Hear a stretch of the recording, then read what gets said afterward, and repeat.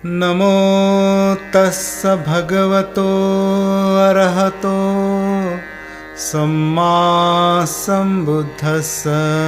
विश्व को शांति, करुणा और मैत्री का संदेश देने वाले महाकारुणिक भगवान बुद्ध एवं भारत देश में दोबारा फिर से भगवान बुद्ध के सद्धम्म को वापस लेकर के आने वाले परम पूज्य बोधिसत्व डॉक्टर बाबा साहब अम्बेडकर, इनको मेरा कोटि कोटि नमन है। आप सभी साथियों को नमो बुद्धाय, मैत्रीपूर्ण जय भीम।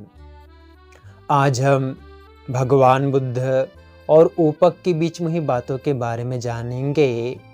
जब भगवान बुद्ध को बुद्धत्व की प्राप्ति हुई और वो ज्ञान प्राप्त किए और सम्यक संबुद्ध बन गए, तब उनके मन में विचार आता है, उनके मन में करुणा जागृत होती है कि अपने धम्म को वो किसको पहले दे, जिसको सुन करके समझ करके अपने दुखों का अंत कर सके। तो कोई बुद्धिमान, कोई समझदार, कोई अच्छा व्यक्ति हो जिनके धम्म को जान सके, समझ सके। तो विचार करके देखते हैं तो आलार कलाम, उद्दक रामपुत्र, इनके बारे में सोचते हैं, लेकिन उनकी मृत्यु हो चुकी होती उस समय तक।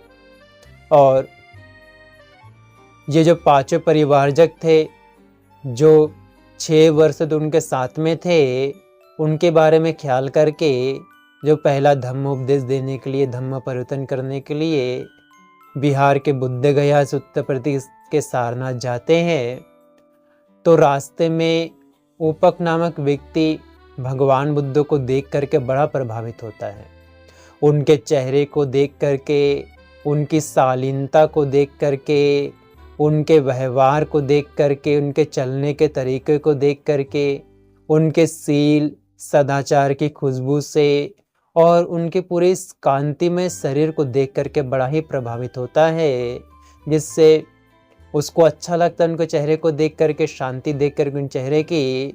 तो वो निवेदन करता है ऊपक कि हे श्रमण, आप कौन है और कहाँ जा रहे हैं, आपका कौन आचार्य है, कौन गुरु है, ऐसा पूछता है ऊपक।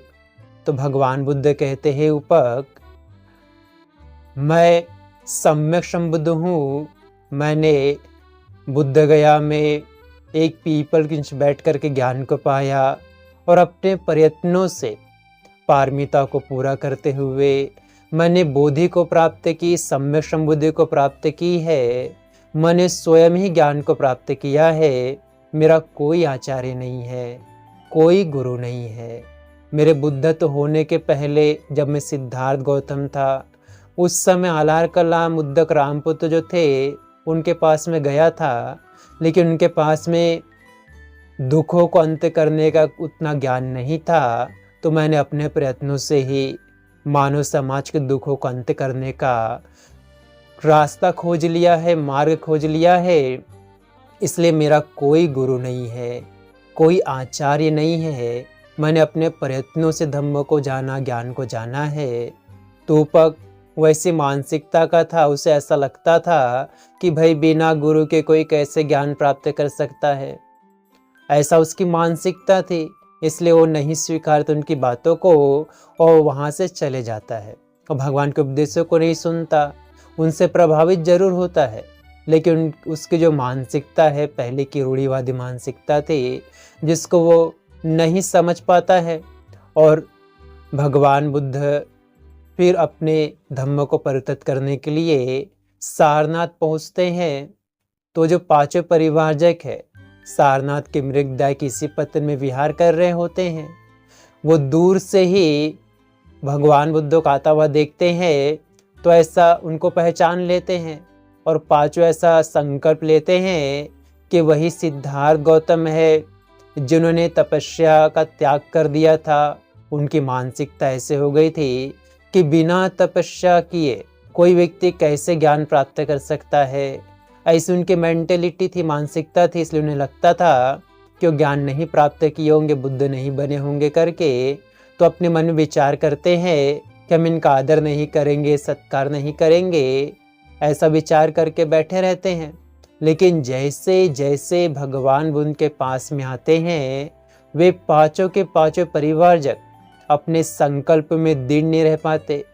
कोई बैठने का आसन लगा रहा है, कोई पानी लेकर के आ रहा है, कोई उनके चीवर को संभाल रहा है, कोई भिक्षा पात्र संभाल रहा है, और एक एक करके 3 बार पंचांग प्रणाम उनके चरणों में कर रख के, अपने सिर को रख के पंचांग प्रणाम करते हैं और कहते, भगवान हमें क्षमा कर दीजिए, हमें लगा था जैसे आपने तपस्या का मार्ग त्याग दिया था तो आपको ज्ञान की प्राप्ति नहीं हुई करके, लेकिन आपका मुखमंडल देख करके लगता है भगवान आपने सचमुच ज्ञान को प्राप्त कर लिया है, हमें उस ज्ञान को बताइए। भगवान बुद्ध कहते हैं, बहुत ज़्यादा अपने शरीर को पीड़ा देने वाला नहीं है और बहुत ज़्यादा मौज मस्ती करने वाला नहीं है, बल्कि बीच का रास्ता है, मध्यमा पटिपदा है, वही मेरा मार्ग है। भगवान बुद्ध सारनाथ में अपना पहला उपदेश देते हैं, जिसे धम्मचक्कपवत्तन सूत्र के नाम से जाना जाता है। इसी दिन से वर्षावास की शुरुआत होती है, संघ का निर्माण होता है और फिर धम्म का कारवा, धम्म का आंदोलन उनका चलने लगता है, उनके धम्म का प्रसार प्रसार होने लगता है। आप सभी लोगों ने बड़ी श्रद्धा से भगवान बुद्ध के धम्म को सुना जाना, इसलिए भगवान बुद्ध उनके धम्म, उनके संग के प्रभाव के तेज से आप सबका मंगल हो, आप सबका कल्याण हो, आप सभी सुखी रहे, स्वस्थ रहे, खुश रहे, आप सबको सुख, शांति और सुकून प्राप्त हो जाए। आप सबके मन में मैत्री का विकास हो, मैत्री का विकास हो। भवतु शब्द मंगलं रक्षन्तु शब्द देवता सबुद्धानुभावेन सदा शुद्धि भवन्तु ते। भवतु शब्द मंगलं रक्षन्तु शब्द देवता सब धम्मानुभावेन सदा शुद्धि भवन्तु ते।